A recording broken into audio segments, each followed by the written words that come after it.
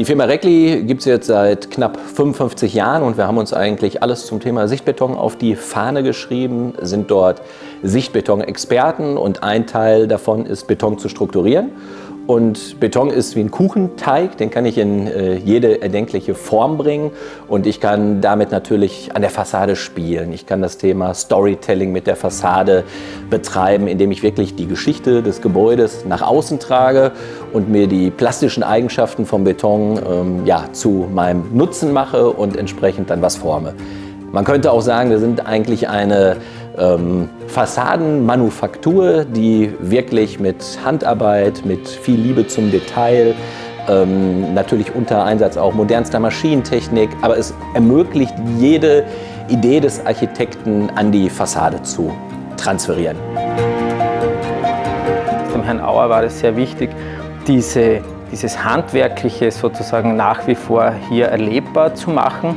Und er hat das Haus, dieses Atelier, immer als Manufaktur gesehen. Und diese Charakteristik einer Manufaktur sollte man auch nach außen sozusagen spüren.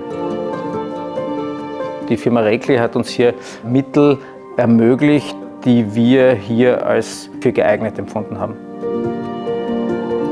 Wir setzen uns ganz besonders mit der Geschichte des Bauherrn, mit der Anforderung des Gebäudes auseinander und versuchen durch unsere Materialität es zu schaffen, dass wir dem Architekten und damit auch dem Bauherrn ein Mittel an die Hand geben, wo er seine eigenen Ideen in einer auch wirtschaftlichen Umsetzung an der Fassade realisieren kann.